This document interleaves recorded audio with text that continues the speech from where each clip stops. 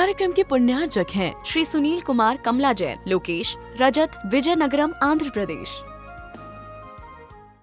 मंगलम पंच परमेष्टि मंगलम तीर्थंकरम मंगलम विश्वजिन्धर्मम मंगलम वीरशासनम मंगलम वीरशासनम वंदितु सव्यसिद्धे ध्रुवमचलमणोभवं गतिं पते वोक्षामि समय पाहुड मृणमो सुध केवली भरिदम। समय सार परम मांगलिक ग्रंथ है। आचार्य भगवान कुंद स्वामी द्वारा यह लिखा गया है, प्राकृत भाषा में है। हम 8वां अधिकार निर्जरा अधिकार पढ़ रहे हैं और यहाँ कहा गया है जो ज्ञानी सम्यक दृष्टि जीव है वो जो है कैसे अपनी आत्मा को जानता है, कैसे कर्म की निर्जरा करता है। तो गाथा का पहले उच्चारण करेंगे 201 और 202 नंबर गाथा का। परमाणु मित्यम पी हु रागादीनम तो विज्जदे जस्स नविसो जानदी अपाणयम तो सव्वागम धरोवि अपाणमयानंतो अनपयम चावीसो अयानंतो कह होदी सम्यदिट्ठी जीवा जीवे अयानंतो परमाणुमित्ययं पीहु रागादीनं तु विज्जदे जस्य नविसो जानदि अप्पाणयं तु सव्वागं धरोवि अप्पाणमयानंतो अनप्पयं चाविसो अयानंतो कह होदि सम्यदिट्ठी जीवा जीवे अयानंतो अणुमात्र भी रागादिका सद्भाव है जिस जीव के वह भले ही हो सर्व आगम धर न जाने जीव को जो ना जाने जीव को वे अजीव भी जाने नहीं कैसे कहें सदृष्टि जीवा जीव जब जाने नहीं। हो जैसे निश्चय से जिसके रागादि का परमाणु मित्यंपि लेस मात्र भी तो विज्जदेशो मौजूद है वह सब आगम धरोवी सर्व आगम को धारण करता हुआ भी अपाणयम तो आत्मा को नवी नहीं जानता है। चा और अपाणमयानंतो आत्मा को नहीं जानता हुआ अनप्पयम्पि अयानंतो पर को भी नहीं जानता हुआ जीवा जीवे अयानंतो जीव और अजीव को नहीं जानता हुआ कै होदी सम्यदिट्ठी सम्यक दृष्टि कैसे हो सकता है। प्रश्न खड़ा किया, सम्यक दृष्टि कैसे हो सकता है जब वो किसको नहीं जानता है, आत्मा को नहीं जानता है। सर्व आगम को जानता है, सर्व आगम को जानता है, आत्मा को नहीं जानता। और जो आत्मा को नहीं जानता वो जो अनात्मा है, अजीब है, उसको भी नहीं जानता। तो सम्यक दृष्टि कैसे हो सकता है। कुछ बातें हैं समझने लायक, उसे समझना चाहिए। सर्व आगम, देखो सर्व आगम को तो सम्यक दृष्टि ही जानता है। देव गति में जो देव है, उस सम्यक दृष्टि जो देव है वो सर्व आगम को जानता है। अर्थात सम्यक दृष्टि जो देव है वह पूर्ण द्वादशांग को जानता है। ठीक है ना। पूर्ण द्वादशांग को जानता है, लेकिन उसकी कसाय तो पाई जाती है ना।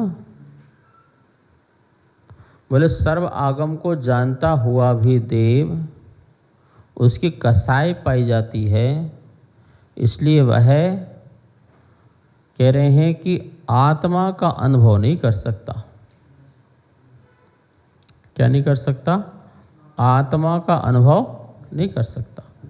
यदि वो आत्मा का अनुभव कर ले तो उसको वहीं देव गति से मोक्ष हो जाए। जैसे सर्वार्थ सिद्धि के जीव को द्वादशांग का ज्ञान है, स्वधर्म इंद्र को भी है, लौकांतिक देवों को भी है, पूरे संपूर्ण आगम का ज्ञान है। तो संपूर्ण आगम के ज्ञान को जान रहा है, लेकिन वो आत्मा का अनुभव नहीं कर रहा है, क्योंकि लिखा है इसमें लेस मात्र भी यदि राग रहा, परमाणु मात्र भी राग रहा, तो वह सर्व आगम को जानता हुआ भी आत्मा को नहीं जानता है। क्या नहीं जानता है? जानने का मतलब यहाँ पर अनुभव लेना भाई, ठीक है, कि वो आत्मा का अनुभव नहीं करता। ऐसा नहीं कि सम्यक दृष्टि जो वहाँ द्वादशांग का पाठी है वो आत्मा का स्वभाव और अनात्मा का स्वभाव नहीं जानता है, जीव का स्वभाव अजीव का स्वभाव नहीं जानता है, दोनों के स्वभाव को जानता, तभी तो सम्यक दृष्टि बना है। दोनों को जानता है तभी सम्यक दृष्टि बना, वरना सम्यक दृष्टि क्यों बनता? जीव चेतन है, अजीव अचेतन है, ऐसा वो श्रद्धान से और ज्ञान से तो जानते ही जानता है, और दोनों भिन्न भिन्न है ऐसा भी जानता है। लेकिन जीव चेतन है, उसका अनुभव अजीव से भिन्न करना उसकी बस की बात अभी नहीं है। जब तक वह निर्विकल्प नहीं होता, जब तक वह परमाणु मात्र भी राग ना करे। क्या लिखा है गौमठसार ग्रंथ में आचार्य नेमिचंद स्वामी ने? समस्त कसायों के क्षय से या उपशम से जीव को शुद्ध उपयोग होता है, अर्थात शुद्ध आत्मा का अनुभव करता है। क्योंकि यदि वो कषाय का अनुभव कर रहा है तो कषायानुभूति आत्मानुभूति थोड़ी है, रागानुभूति आत्मानुभूति नहीं है। देव प्रति समय रागानुभूति करते हैं, अप्रत्याख्यान प्रत्याख्यान या सुंजलन या नो कषाय का प्रति समय उदय रहता है, और उस उदय रूप परिणाम को वो अनुभव में लेते हैं। एक भी ऐसा समय नहीं है जिस समय वो इन परिणामों के कर्ता नहीं है। तो रागानुभूति वाला जो जीव है वो वीतराग की अनुभूति कैसे कर सकता है? श्रुत केवली को पूरा आगम का ज्ञान होता है। तो यहाँ पर सम्यक दृष्टि जो कह रहे हैं कि सर्व आगम को जानता है और आत्मा को नहीं जानता, सम्यक दृष्टि नहीं है। और सर्व आगम को जान ले तो क्या वो सम्यक दृष्टि हो जाएगा, और सम्यक दृष्टि हो जाए तो क्या वो श्रुत केवली हो जाएगा? श्रुत केवली हो जाएगा क्या? क्योंकि श्रुत केवली तो सर्व आगम को जानता है ना। तो सर्व आगम को जानने वाला यदि श्रुत केवली है तो चौथा गुण स्थान वर्ती श्रुत केवली हो जाएगा। क्योंकि देव को भी सर्व आगम का ज्ञान है तो वो क्या हो जाएगा? श्रुत केवली हो जाएगी। पर ऐसा तो नहीं है, क्योंकि श्रुत केवली के होने का एक विधान है कि सर्व आगम के साथ साथ उसे शुद्ध आत्मा की अनुभूति होना चाहिए, और वो शुद्ध आत्मा की अनुभूति निर्गंथ अवस्था में होती है। इसलिए निर्गंथ अवस्था वाला शुद्ध आत्मा की अनुभूति करने वाला और सर्व आगम को जानने वाला शुद्ध केवली कहलाता है। वो शुद्ध केवली कहलाता है। अन्यथा सर्वार्थ सिद्धि के देव क्या हो जाएंगे? शुद्ध केवली हो जाएंगे, क्योंकि सर्व आगम को जानते हैं, सम्यक दृष्टि है। सर्वागम जानते इसलिए आत्मा को जानते, इसलिए सम्यक दृष्टि है। और यहाँ कह रहे सर्व आगम धारण करता हुआ भी आत्मा को नहीं जानता। पहली बात तो ये ध्यान रखना है कि सर्व आगम को जानना और आत्मा का अनुभव करना दोनों अलग अलग हैं। सर्व आगम को जानना और आत्मा का अनुभव करना दोनों अलग हैं। सर्व आगम को सर्वार्थ सिद्धि के देव जानते हैं पर आत्मा का अनुभव नहीं करते। और मुनिराज सर्व आगम को जानते हुए आत्मा का अनुभव करते हैं, इसलिए शुद्ध केवली कहलाते हैं। तो क्या यहाँ पर प्रश्न खड़ा हो रहा है कि सर्वार्थ सिद्धि के देव सम्यक दृष्टि नहीं है? क्योंकि आपने कहा जो सर्व आगम को जानता है वह आत्मा को नहीं जानता है, तो सम्यक दृष्टि कैसे हो सकता है? ठीक है ना। तो यहाँ पर समदृष्टि का मतलब है समदृष्टि, ज्ञायक भाव। और ज्ञायक भाव देव नहीं हो सकता है। दृष्टि का सम होना, सौ और पर जीव और अजीव पर दोनों में समदृष्टि होना, ये देव का वश की बात नहीं है। ये तो निर्गंथ मुनिराज जो हैं उनकी वश की बात है। वो यहाँ उनकी बात चल रही है। चौथे गुण स्थानवर्ती सम्यक दृष्टि की बात नहीं चल रही है, क्योंकि सर्व आगम को जानने वाला सम्यक दृष्टि न हो ऐसा हो ही नहीं सकता। क्योंकि सर्व आगम को मिथ्या दृष्टि तो जान ही नहीं सकता। अभव्य भी 9 अंग और 11 पूर्व का ज्ञाता होता है, लेकिन वह सम्यक दृष्टि नहीं हो पाता है। और जो सर्व आगम को जान ले 11 अंग 9 पूर्व, 11 अंग 9 पूर्व को जानता है वो, लेकिन वो सम्यक दृष्टि नहीं हो पाता है। अभव्य मुनि और अभव्य, लेकिन जो सर्व आगम मतलब द्वादशांग, द्वादशांग को तो नियम से सम्यक दृष्टि ही को पास ज्ञान होगा, ये तो निश्चित है। बिना सम्यक दर्शन वाले जीव को सर्व आगम का ज्ञान नहीं हो सकता है। और चौथे गुण स्थानवर्ती हो सकता है, पंचम गुण स्थानवर्ती हो सकता है, छठम भी हो सकता है, सप्तम भी हो सकता है, आगे गुण स्थान हो सकते हैं। वो सबको सर्व आगम का ज्ञान होगा तो नियम से सम्यक दर्शन तो होगा ही होगा। और जो सर्व आगम को जानता है तो वह वस्तु स्वरूप को भी जानता है, वह आत्मा और अनात्मा को भी जानता है, लेकिन आत्मा का अनुभव करता हो ऐसा जरूरी नहीं है। आत्मा का अनुभव तो जानक भावो दो अहमिक को, जो गाथाएं पहले आई हैं कि जो ज्ञाता भाव वाला जीव है, ज्ञायक भाव वाला जीव है, वही आत्मा को जानता है। और यहाँ जानने का मतलब अनुभव करता है। तो ऐसे महामुनिराज जो शुद्ध केवली कहलाते हैं, सर्व आगम को जानते हुए शुद्ध उपयोगी हैं, शुद्ध आत्मा का अनुभव करते हैं, अनुभूति में लाते हैं, ज्ञानानुभूति आनंद अनुभूति लेते हैं, ना कि रागानुभूति। क्योंकि आप देखिए गाथा पढ़िए, परमाणु मित्यंपि हो रागादीड़म तो विजयजस्य, जिसके निश्चय से नियम से राग आदि का एक परमाणु मात्र भी है, लेश मात्र भी है, राग का एक अंश भी है, तो बोले कि वो सर्व आगम को जानता हुआ आत्मा को नहीं जानता। सुन लो ध्यान से। 10वें गुण स्थान में कषाय का एक अंश है, वो भी सूक्ष्म है। तो वहाँ भी कह रहे हैं कि हे मुनि, तू सर्व आगम को जानता हुआ भी आत्मा को नहीं जानता। हम तुझे समदृष्टि कैसे कह दें? समदिट्ठी, हम तो समदिट्ठी कैसे कह दें? समदिट्ठी मतलब समदृष्टि, ज्ञायक भाव कैसे कह दें? यहाँ चौथे गुण स्थान वाला समदृष्टि मत लगाना, लोग भटक गए। देखो भैया, तुम सर्व आगम को जानते हो, आत्मा को नहीं जानते हो, तो सम्यक दृष्टि नहीं हो। इसलिए पहले तुम चौथे गुण स्थान में आत्मा का अनुभव करो, आत्मा की अनुभूति करो, शुद्ध अनुभूति करो। आगम आगम को रखा नहीं यहाँ पर। और तुमने एक आत्मा को जान लिया, सर्व आगम को जान लिया, समझ लेना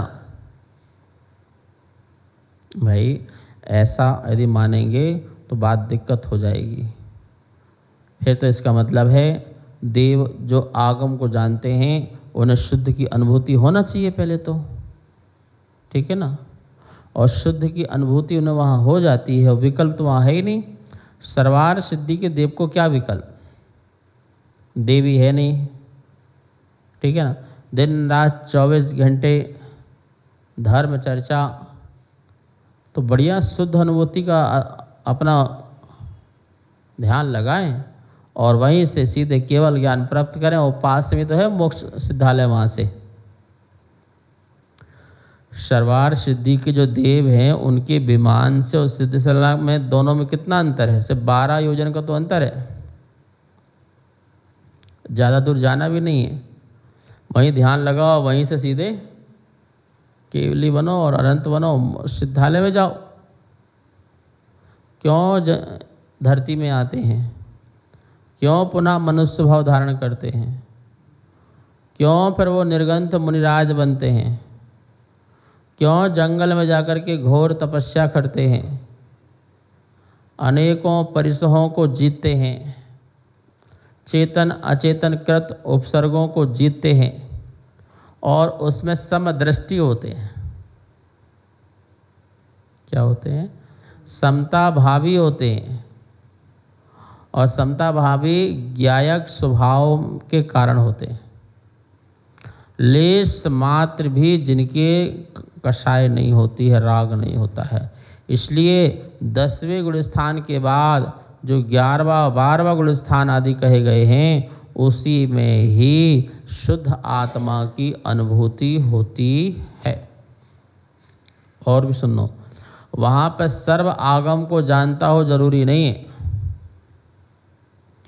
वहाँ पर अष्ट प्रवचन मात्रिका का भी ज्ञान हो और आत्मा में रम जाए तो उसको शुद्ध आत्मा की अनुभूति हो जाती है और असली उसकी निजरा हो जाती है। नहीं तो सौधर्मेंद्र भी छायक समय दृष्टि है, द्वादशांग का पाठी है।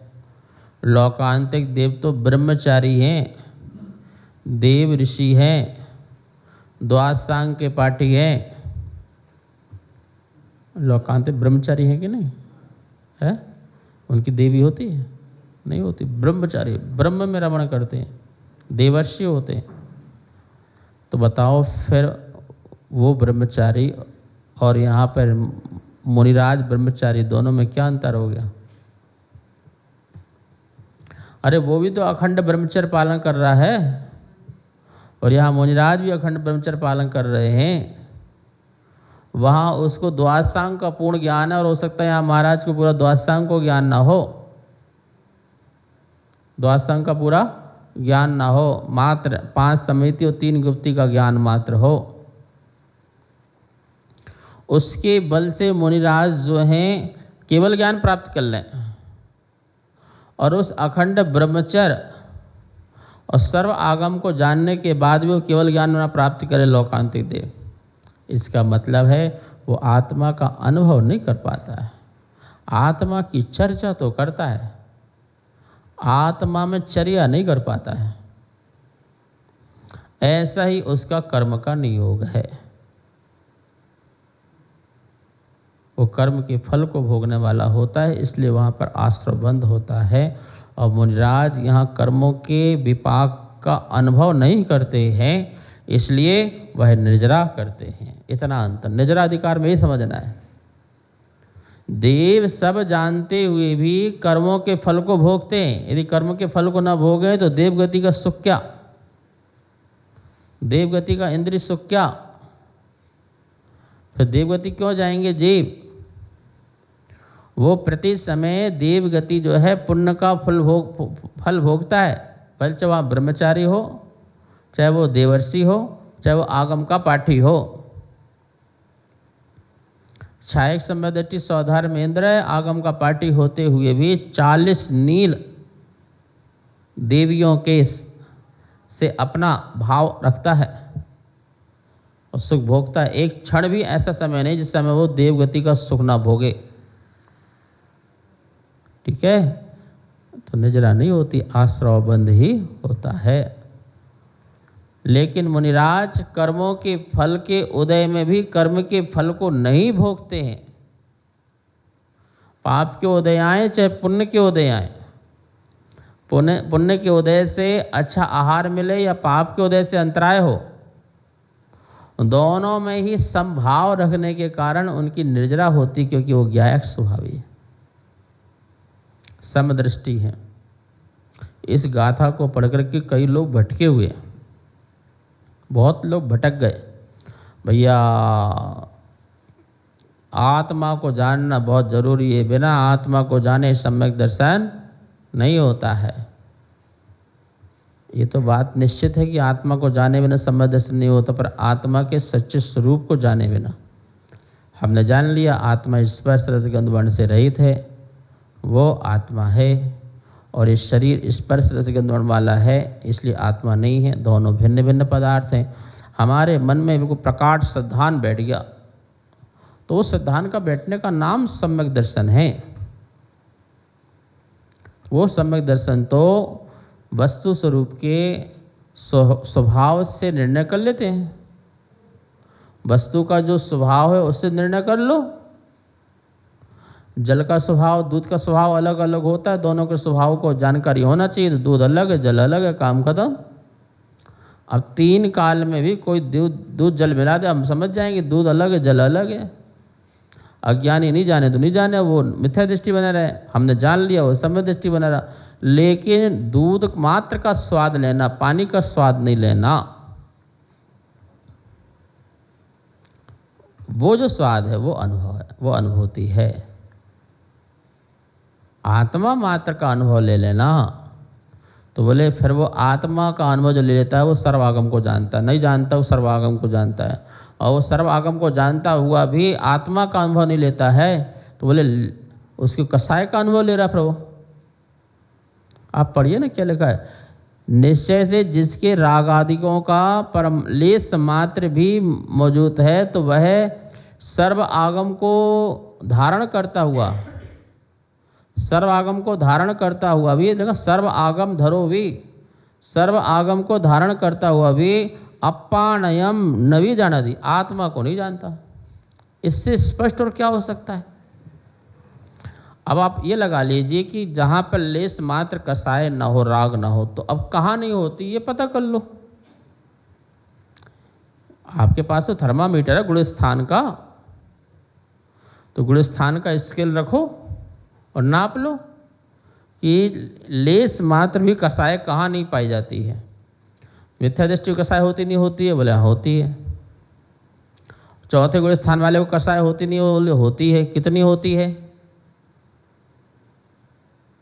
तो उसके बोले कि अप्रत्याख्यान भी है 4, प्रत्याख्यान भी 4, सुजलन भी 4, 9 कसाय भी 4, उसको भी होती है। अच्छा, जो प्रतिमाधारी वृत्ति है उनको कसाय होती, बोले हाँ होती है। मुनिराज जो छठे सातवें गुण स्थान में कसाय होती नहीं, बोले होती है। छठे गुण स्थान में सुजलन कसाय होती है।